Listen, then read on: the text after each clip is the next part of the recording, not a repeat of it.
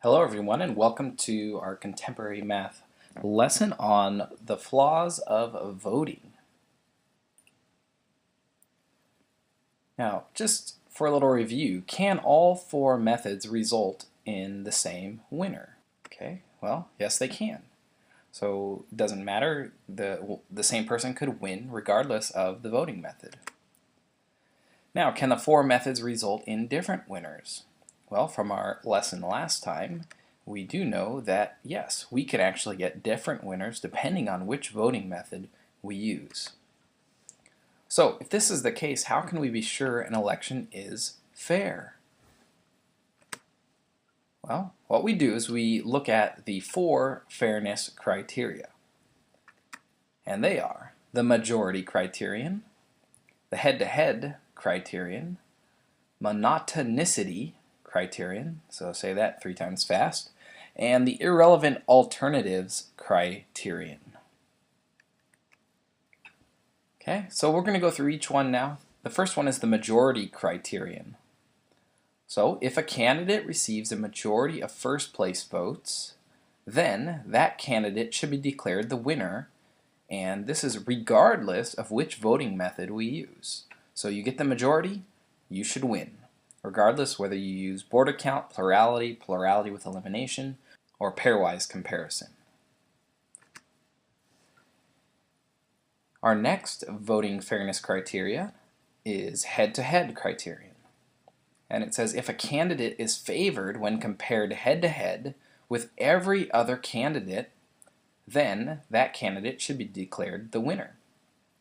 So if a candidate goes one-on-one and beats every other single candidate, regardless of voting method, that candidate should be the winner. The monotonicity criterion. If a candidate wins a first election and then gains additional support without losing any of the original support, then that candidate should also win the second election. Okay, so in this case, we hold a first election, and that candidate wins given any of the four voting methods. Then they decide that they're going to hold a second election. So they held kind of a straw vote at first, and they're holding a second election now. And let's assume that that person gains more support. So they actually get more voters on their side, and they didn't lose any of the original support. So everyone who voted for them the first time still voted for them. Well, it would make sense then that that candidate should win the second election.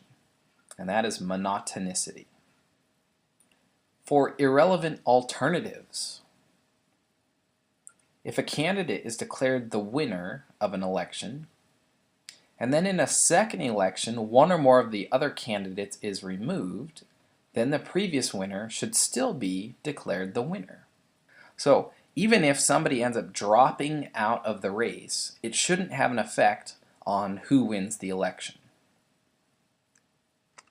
Alright, so we're going to take a look at how the voting methods and the fairness criteria match up. So if we're looking at the majority criterion, remember that's if you get the majority, you should win. Well, if we use the plurality method of voting, it turns out this always satisfies. If we use the border count method, then the majority criterion may not be satisfied.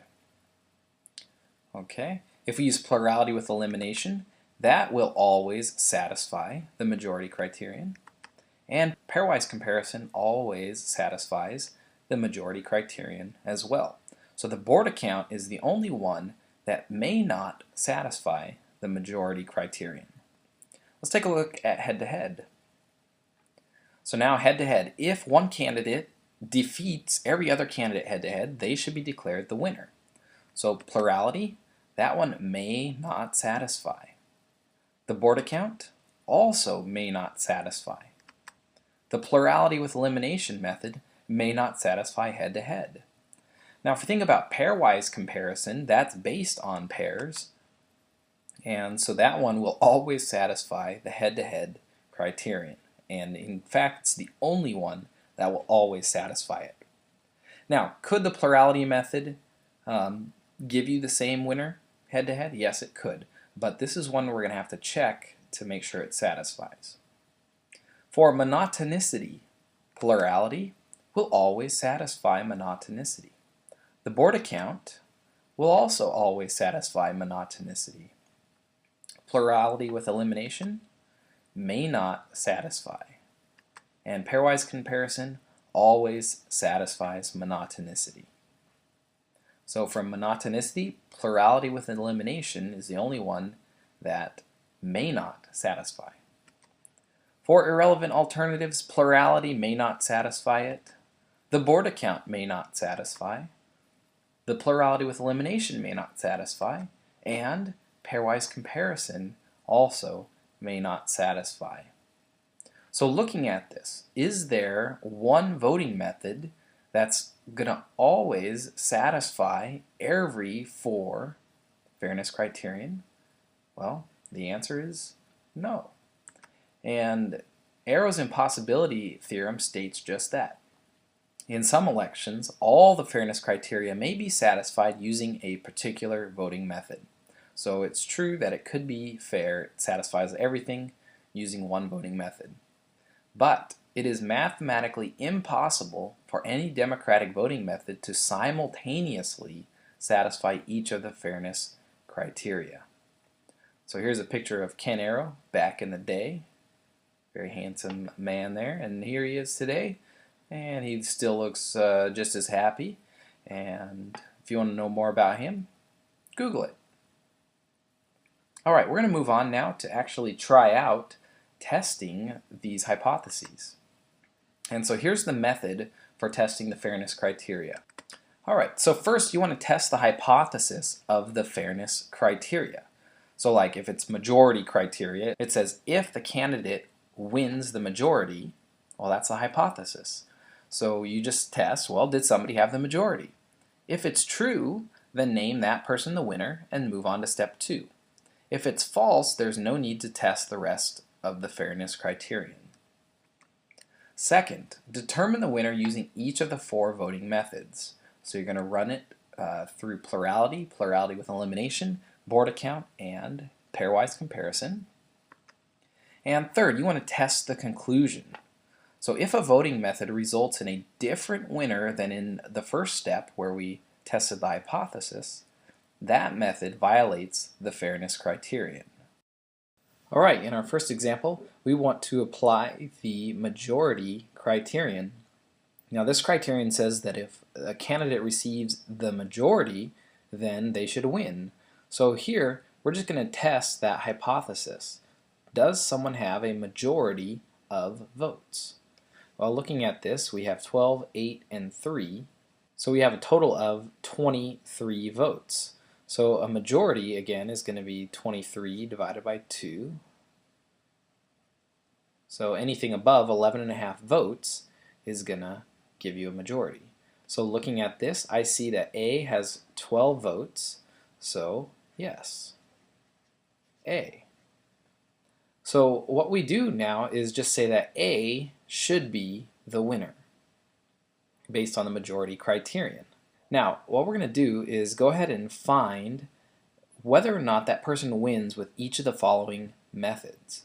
And if that person doesn't win with this method, then that method violates the majority criterion. So let's try out plurality. Remember, plurality is the number of first place votes wins. So here A has 12, B has 8, and C has 3. So in this case, A wins. And so when we look here, since these match, it does not violate.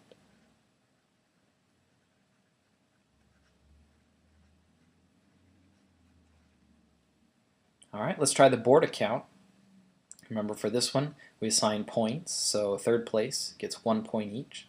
So this is worth 12, this is worth 24, this is worth 36, this is worth 8, 16, and 24, and this is worth 3, 6, and 9. So let's add everybody's totals up. So A has 36 plus 8 plus 3, which is 44 plus 3, 47. Alright, B has a total of 24 plus 24 plus 6, which is 54. And then C has 12 plus 16 plus 9 for a total of 37.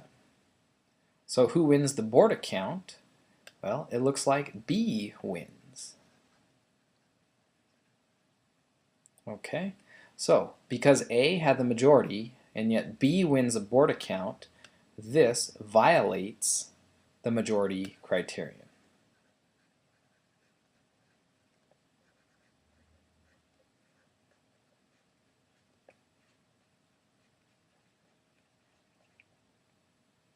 Okay, let's move on to plurality with elimination.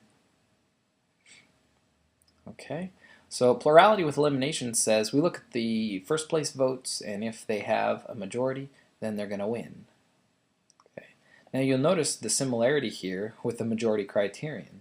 Since A had a majority, plurality with elimination, we already know that A wins because they had a majority. So this one doesn't violate, nor can it ever.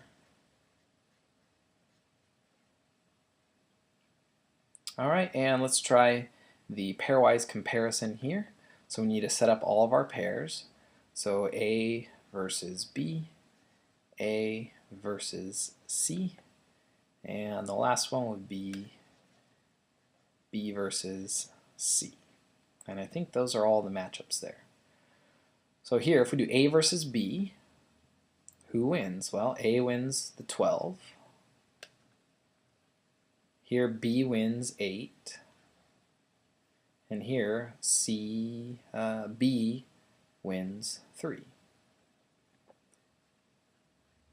So it's really 12 to 11, and A is going to win. Now, if we think about this, if somebody has the majority of votes, can they lose to anybody going head-to-head? So because A had 12, that was already a majority, it didn't matter if B won any of the other ones. And so we can see A is also going to win this one because it has 12, which is more than the majority. And then we don't even care who wins this because A already has 2 points. So A wins, and this doesn't violate.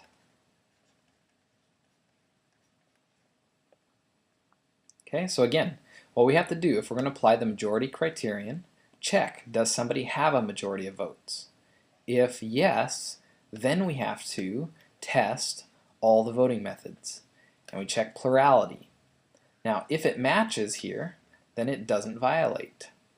If, however, the winner doesn't match, then it violates. Okay, so we can see in this case the board account is the only one that violates the majority criterion. All right, let's move on. Next, we're going to test the head-to-head criterion. And this one says if a candidate wins head-to-head over every other candidate, then they must be the winner. So let's go ahead and test out this hypothesis. Does somebody win head-to-head versus every other candidate? So this one is going to take a little bit of work, and we're going to set up all of our matches here. We'll do A versus B, A versus C, A versus D, and then B versus C, B versus D, and then C versus D. Okay, so we have these 6 matchups to check, and we want to see, does one person win head-to-head over everybody else? So we want to see, does anybody win all of their matches? Okay, so let's try A versus B. So in this case, A gets 129 and 90. Here, B would win, B would win, B would win. Alright, so we're going to go ahead and add A's total here. So they had 129 plus 90. And so here we had a total of 219.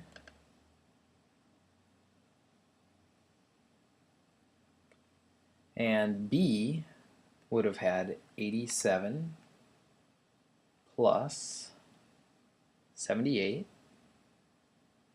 plus 42, which is 207. So already A wins. Now let's do A versus C. So now let's check out who wins in these cases. Well, C beats A here, C beats A here, and C beats A here as well. But A still wins these two. So we know it's still going to be 219 to 207, so A wins again. Let's try A versus D. Okay, A versus D. A also wins here, here D wins, and here A wins. So looking at this, who's going to win? Well, if they already had the 219, it looks like A is going to win again. Now, is it necessary to even try any of these other matches? Well, no, because A won every single one of their matches. So we don't even need to worry about it. So A should be the winner. Okay, because they won head-to-head over everybody else. So let's test it out with plurality now. So plurality is the most first place votes.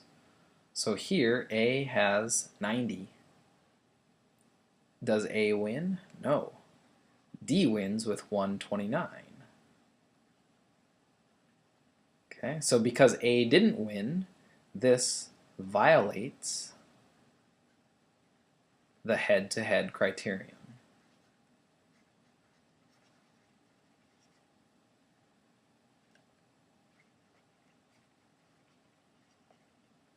Alright, let's try board account. Alright, so we know fourth place votes are going to be worth 1 point, third place worth 2, second place worth 3, and third place worth 4. So let's go ahead and find how many points A gets. So we just have to take each one of these and multiply by the number of points and the number of votes we got. So we would get 129, and those were second place votes, so they're worth 3 each. And then we want to go plus 90 votes, and those are first place votes, so those are going to be worth 4 points. And then plus 87 third place votes, so 87 times 2.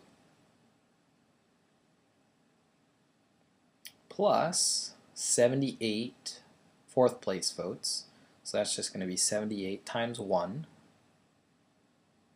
And then plus 42 more third place votes, so 42 times 2.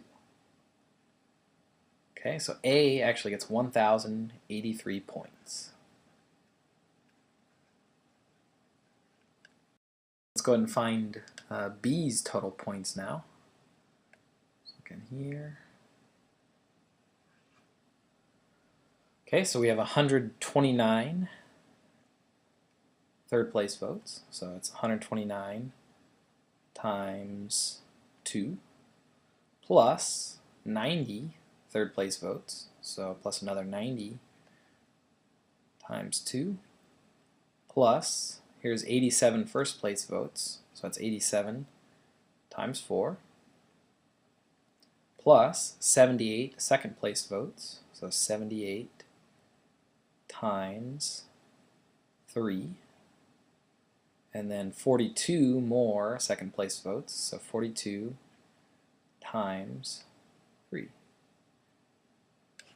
Okay, so here B gets 1,146 votes. Now, we can't tell who won, but we can definitely tell who didn't win. So A didn't win, therefore this violates the head-to-head. Alright, let's go ahead and try plurality with elimination now. So plurality with elimination means the most first place votes and they have to have majority. So first, let's figure out what would be majority. So we'll bring this back here. We got 129 plus 90 plus 87 plus 78 plus 42. So we had 426 total. And if we divide that by 2, we get 213. So we need more than 213 first place votes to have the majority. Well, I think D already won plurality with 129, and that's not a majority. So we want to figure out who has the fewest first place votes. Okay, C here has 78 plus 42, and that's going to be more than our 87. So actually B is going to get crossed out of this entire thing. So there's our elimination. And what it does is it bumps C up into that first place position. So now C has 87 plus 78 plus 42 first place votes, and that's 207. Not quite enough for a majority, but it does beat A. So A gets eliminated here. Now if A gets eliminated from the voting, can they win plurality with elimination? Well, no, they can't. So A can't win. Therefore, it violates the head-to-head criterion. Alright, now let's talk about the pairwise comparison. So A already won head-to-head versus everybody else. So would they also win a pairwise comparison? Well, yeah, we've already done that, where A has 3 points, and so they're going to have more than anybody else. And so A wins this, and this doesn't violate, nor can it ever. Okay, so all in all, plurality violated because we saw D won. Here, B has more points than A, so we know A didn't win, meaning it violated. Here A can't win, okay, because they got eliminated right here, so it violates. And in pairwise comparison, A has to win if they won head-to-head, so it doesn't violate right here. Alright, let's move on.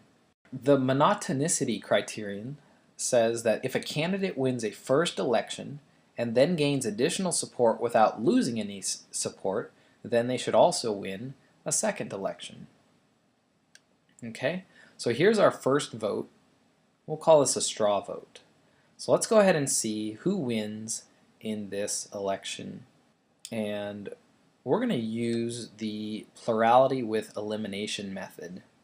So whenever you see monotonicity, they're going to specify which voting method you're going to use, and then that's the one we're going to test. Okay, so we're not going to test all of them in this case, we're just going to test one at a time. So plurality with elimination. Again, we need to figure out what would majority be.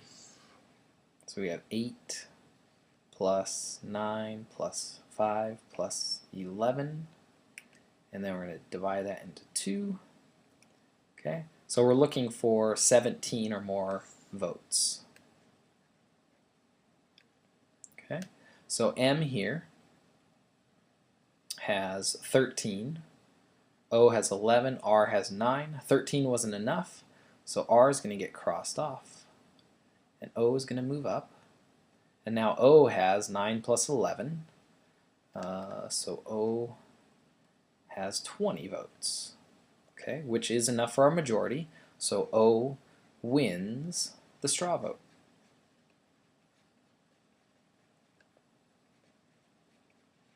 So that's the first part of our hypothesis. So we want to see, using the plurality with elimination method, which product wins the second election. So after some discussion was made, everybody re-voted, and this was now the outcome of the voting. Okay, so some people were convincing and they moved some votes around. So now we want to see who won with plurality with elimination. So again, we still have 8, 9, and 16, so we still have our 33 votes, meaning 17 and up.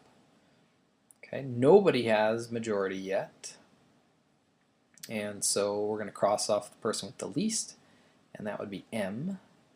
So that means R now would get these 8 votes, and R would have 17, which is enough to win. So R wins the second election.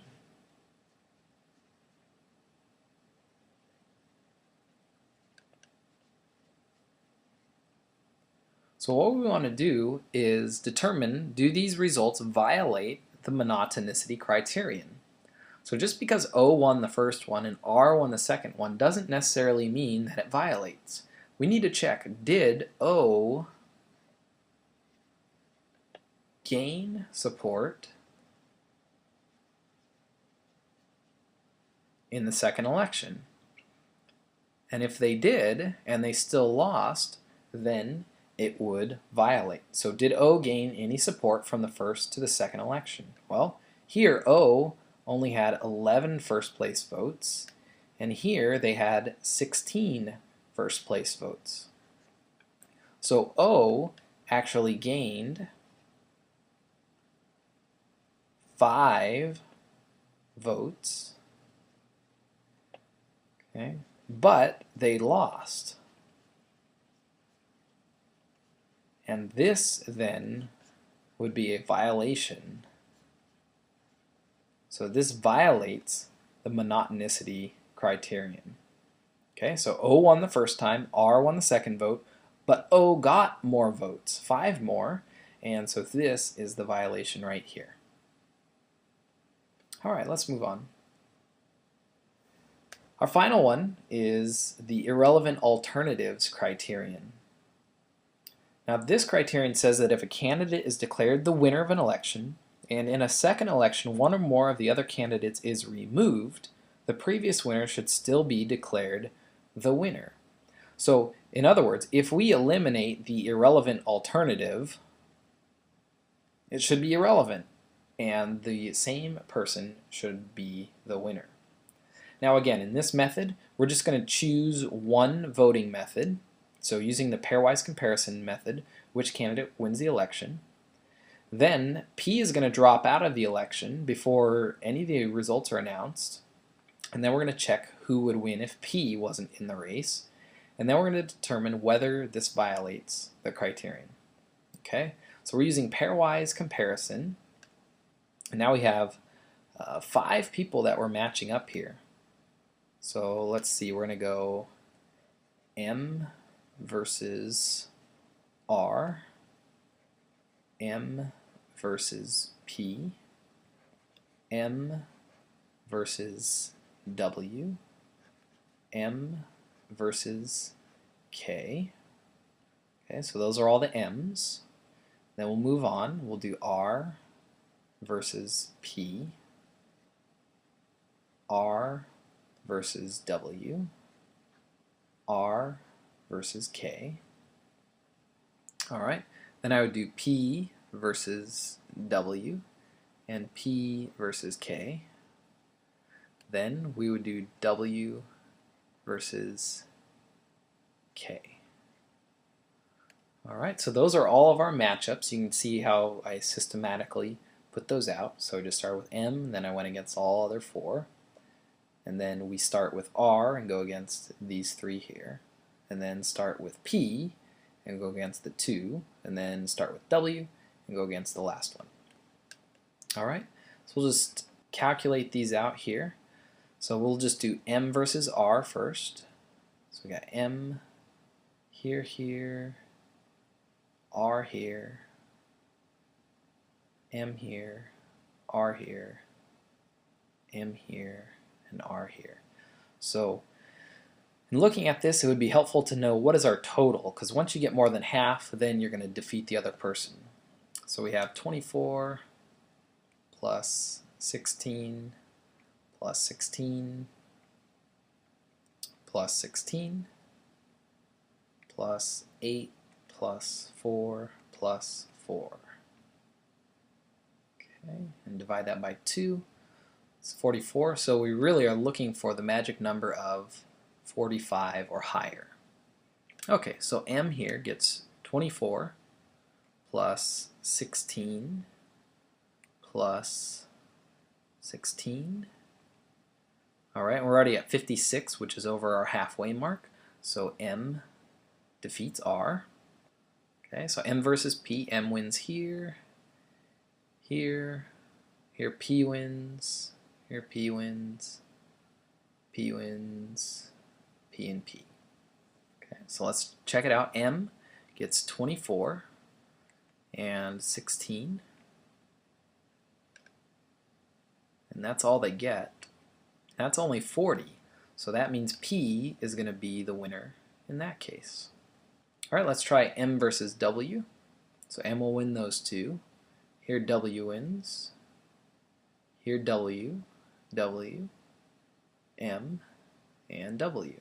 Okay, so M again gets the 24 plus 16 plus, what else do they win? 4 right here. Okay, it's only 44. And 44 we said was right in half. And so here they actually tie. And so these guys get half a point each. Alright, let's try M versus K. Alright, so here K beats M. Here K beats M. Here M beats K. M beats K. And M beats K. So M gets 24 plus 16 plus, you get 8 here, and then they get another 4 and another 4. So M gets 56. That's above our half. So M does win this one. Alright, I want you to go ahead and figure out the rest of these, who wins in each case. Just tally them up and then come on back and we'll take a look at the winner.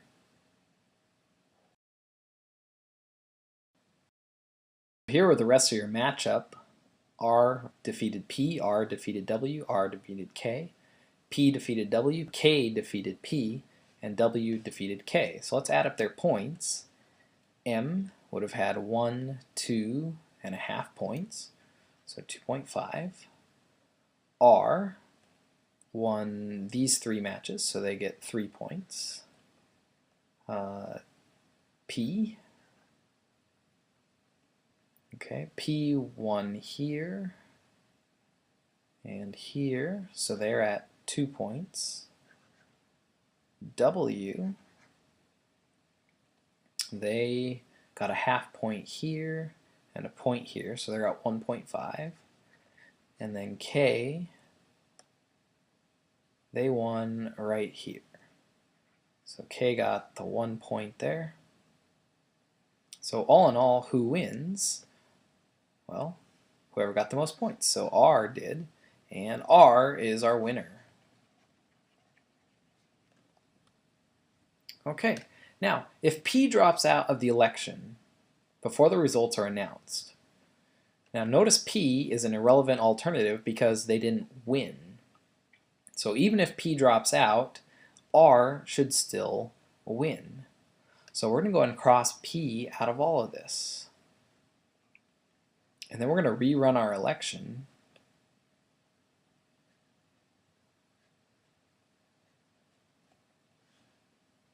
Okay, using the pairwise comparison. So now let's go ahead and figure out what pairs we have.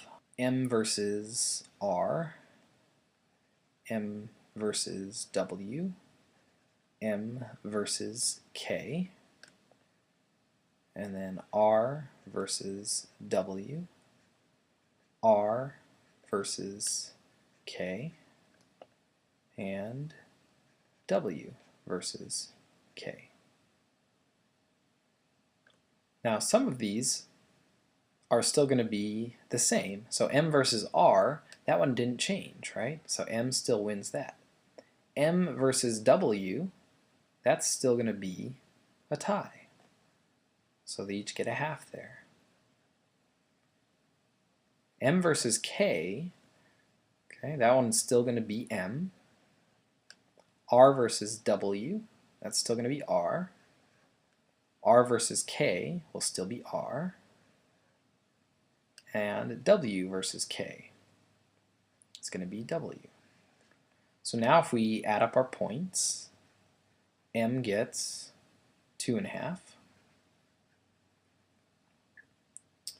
R would get 2.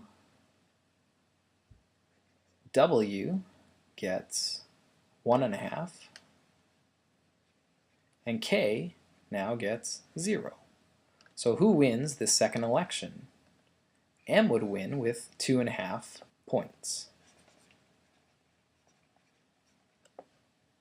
Okay, so does this violate the irrelevant alternatives criterion? Well, R won the first one, an irrelevant alternative dropped out, and then M ends up being the winner. So yes, this violates. Now we can think about how this can happen. So R won this time with 3 points, but if you'll notice that R ended up getting one of its points here from P. See that? So one of those points came from defeating P. So as soon as P dropped out, R essentially loses one of its points. Now, when we look at here, we also see that P had defeated M. So they actually lost a point in the first round because P was involved. So because we see this swing between the two here, that's the reason why after P drops out, M actually slides into the winner's circle, and therefore this creates a violation of the irrelevant alternatives criterion. Alright, so that's been section 15.2 and fairness in voting and the 4 voting method criterion.